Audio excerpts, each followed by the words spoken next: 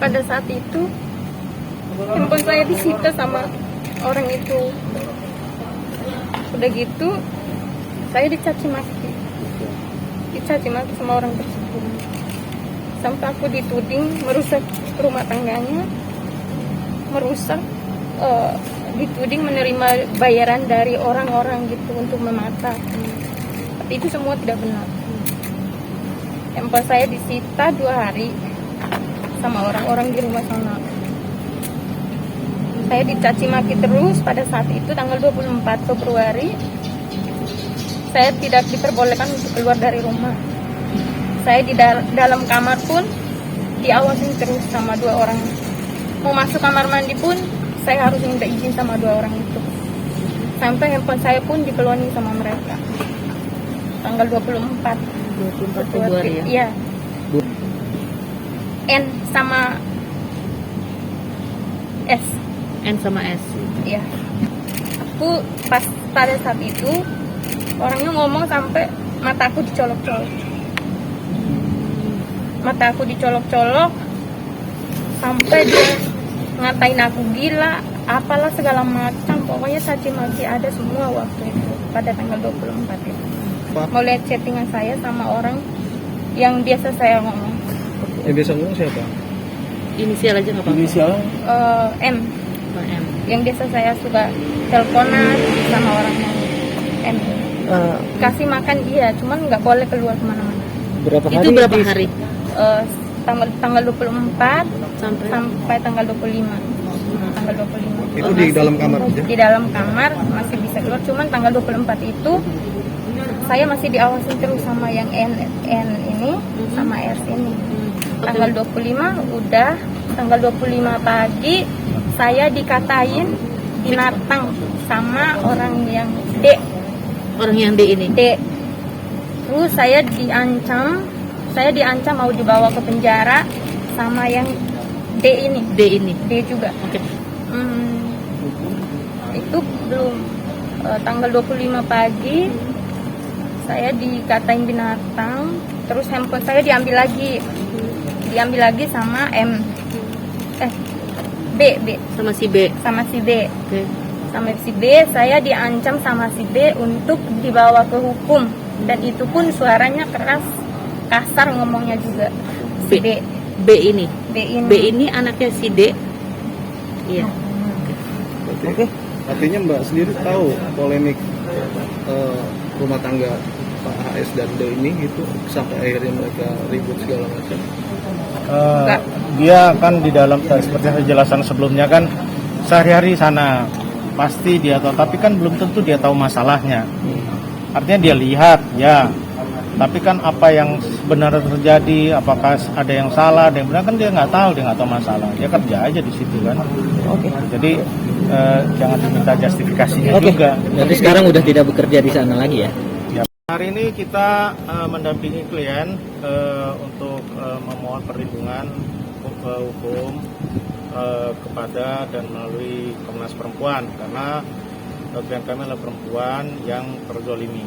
Cuman ini sekarang kita lagi tunggu karena kita nggak bisa masuk mau daftar karena harus ada swab test. Saya pikir ini ya kita sih memang semua mematuhi progres yang menjaga agar tidak meluas ini pandemi, tapi karena ini kasus ini ada unsur pidananya dan sudah kita LP-kan juga di Polda Metro Jaya, kan jadi agak janggal ya kalau orang harus melapor, harus swab test dulu. Bagaimana kalau terjadi kejahatan misalnya di Polda terus orang yang mau lapor mesti swab test dulu?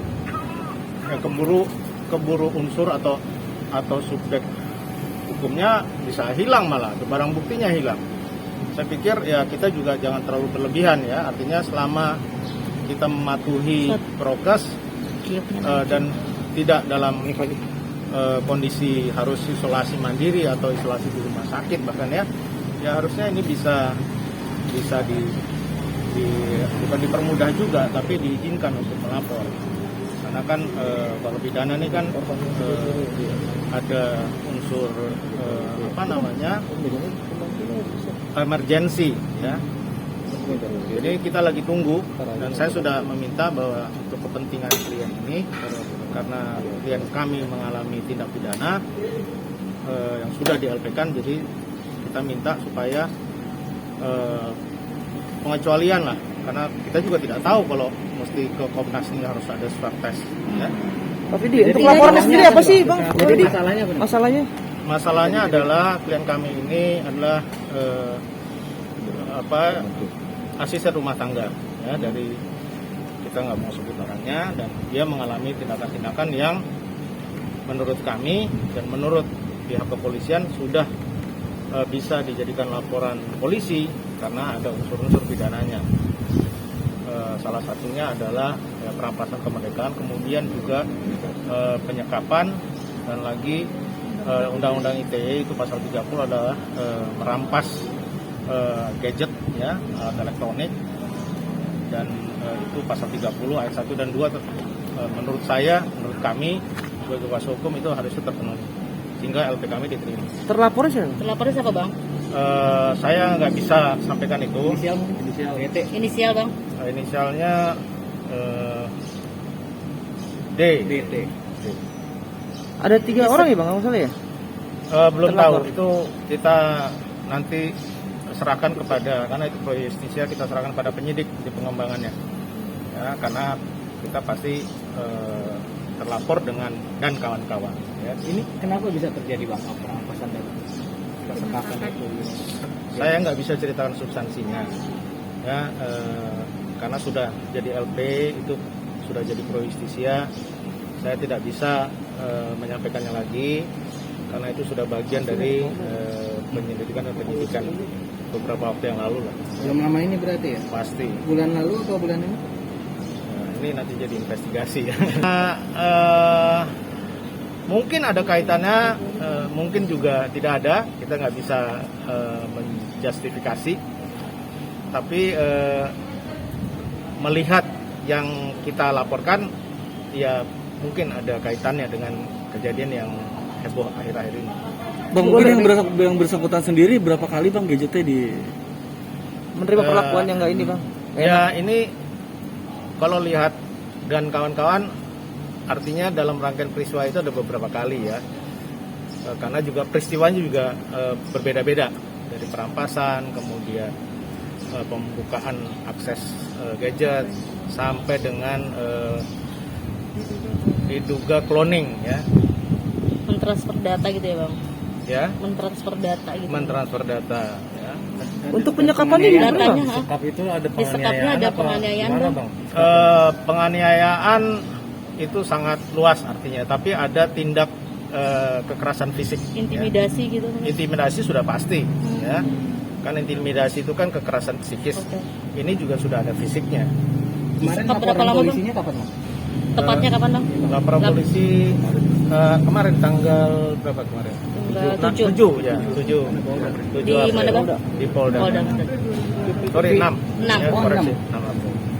Visum sendiri udah Bang? Mungkin atau Visum itu mungkin belum diperlukan ya, karena tidak ada cacat ya, tidak menimbulkan cacat. Tapi kekerasan fisik itu dengan laporan dan saksi-saksi bisa kita ajukan. menimbulkan rasa trauma sendiri? Pasti, karena ada tadi ada penyekapan ya, perampasan, pemaksaan, ya kan, intimidasi, kata-kata yang kasar ya. Walaupun perbuatan tidak menyenangkan sudah tidak umum lagi dipakai, tapi itu terjadi. Jadi kekerasan psikis dan fisik juga. Kekerasan fisiknya berupa apa ya? Ya berupa, bisa dibilang di antara dorong sama pukul, kan itu nanti biar penyidikan yang lakukan, yang bisa menentukan. Inisial pelaku korbannya sendiri sudah Bang? berapa Boleh lama? tahu Bang, inisial pelaku korban. sendiri? Inisial pelaku sendiri? Sudah tadi disebutkan. DT ya? Oke. Korban Sendiri inisial, Bang inisialnya? I. I. Dia pekerja dengan DTI Iya. kan sudah berapa lama? Berapa lama Sudah Bang? sekitar 3 tahunan ya. Oh. Kemudian bisa lepas dari rumah yang bersangkutan? Dia kabur atau bagaimana Bang? Saya nggak mau lebih jauh ke sana, pokoknya dia sudah sampai di kantor kami dan kami menjadi kuasanya sekarang. Apakah dia Sejak LP.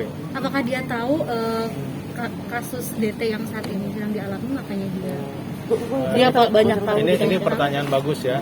Nah, jadi setelah mengelak dari yang tadi, Anda tanya begitu. Jadi kurang lebihnya mungkin begitu ya. Saya tidak berani lebih jauh bilang begitu. Tapi biar nanti penyidikan yang membuktikan apakah ini ada kaitannya dengan banyak tahunya dia. Ya sebagai asisten rumah tangga kan sehari-hari pasti di rumah itu, pasti banyak tahu tentang masalah apa. Saya tidak mau ikut campur. Termasuk orang ketiga itu kali ya Bang? Saya tidak dapat kuasa untuk bicara tentang itu.